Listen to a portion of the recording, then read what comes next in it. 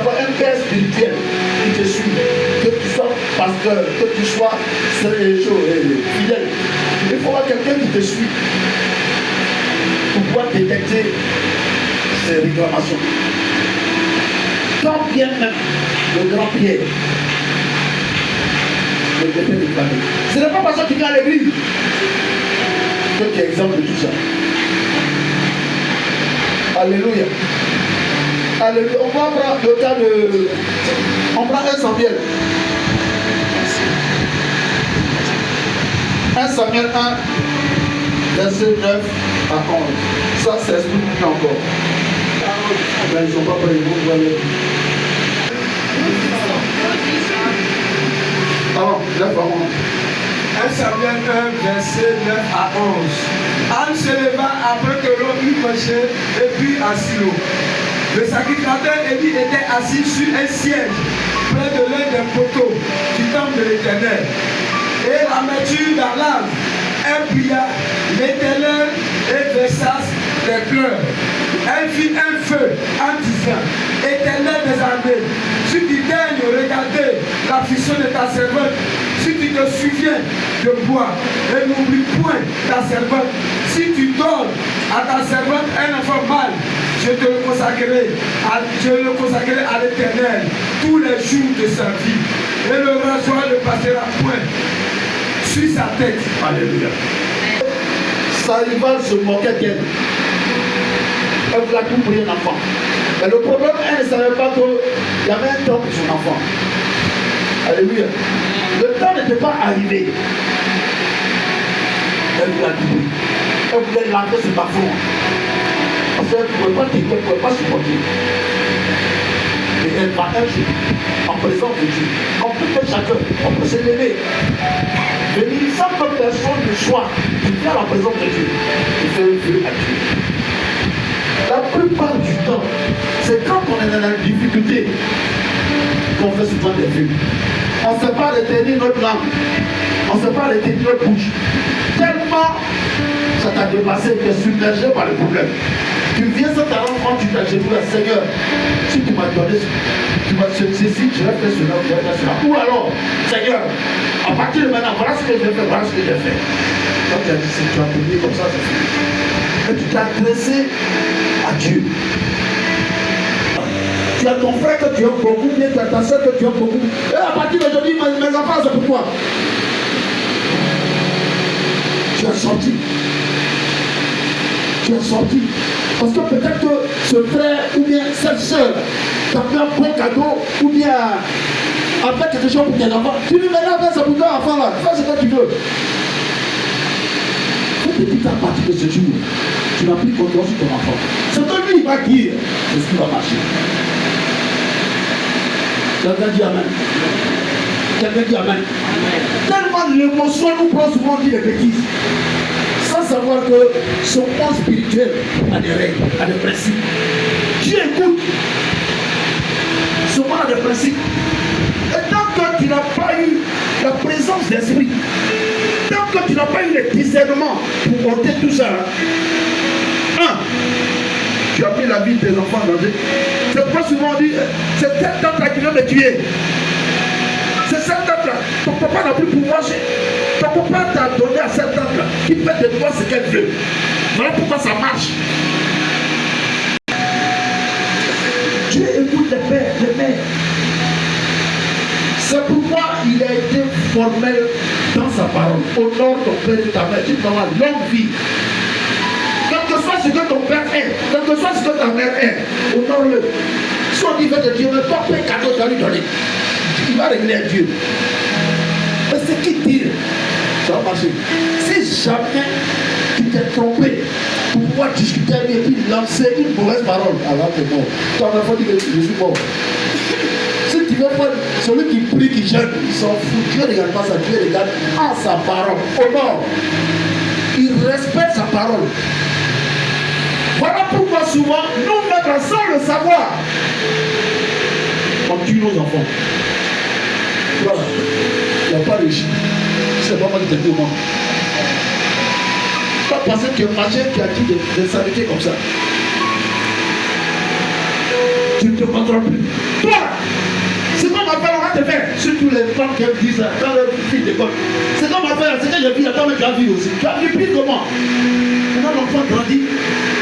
Et l'enfant raconte des difficultés, il va prier, mais tant qu'il n'a pas eu la révélation de ça, l'enfant va aller comme ça, de difficulté en difficulté. Si Dieu faut gérer, si Dieu fait de l'acrobatie, mais tant qu'on n'a pas révélé ça pour que ça soit brisé, la vie est gâchée. Souvent par l'émotion, on fait des choses ignobles. On balance des choses ignobles sur la vie de nos enfants. Sans le savoir, tellement, regarde par exemple, il y a des raisons. Souvent, la maman au village. Et il y a la fille de sa camarade qui est bien, qui est venue une grosse voiture, qui est venue ça, qui fait. Qu'est-ce que ça va se faire? Elle peut que sa fille soit comme ça aussi. Elle se va voir le gars du village ou bien combien ou bien vraiment, voilà la vie de ma fille. Je veux qu'elle soit comme celle-là. Mais tu sais comment celle-là gagne son argent. Alléluia. Tu sais comment elle gagne son argent. Et quand il a saisi qu'il commence à faire la chose, qu'est-ce que tu fais? Tu as oublié même que tu avais dit ça à l'eau, au caillou ou bien au combien. Tu ne viens plus faire des sacrifices. Parce que c'est ça. Ils se nourrissent de sang. Mais un sacrifice, toi, si c'est chaque mois, chaque semaine, tu viens adorer, tu verses, tu coupes ton poulet ou bien ton mouton, tu verses ça. Il a bu. Les amis continuent. Mais si tu as lâché ça, ça va, ta fille, dépendance. Où elle va, on ne la regarde pas. Alors qu'elle est plus belle, elle est jolie, elle a tout, mais rien ne marche. C'est toi qui n'as pas tout ça de savoir. C'est pourquoi souvent, quand les hommes de Dieu qui n'ont pas le discernement disent c'est ta mère qui veut te tuer, ou bien c'est ton père qui veut te tuer. Alors que elle voulait te faire du bien, mais elle ne sait pas. C'est pas comme qui connaît ça. Souvent, elle voulait que sa fille soit élevée, son fils soit élevé. Donc voilà, souvent, tant qu'on ne connaît pas ces principes-là, c'est difficile pour nous d'avancer dans la vie.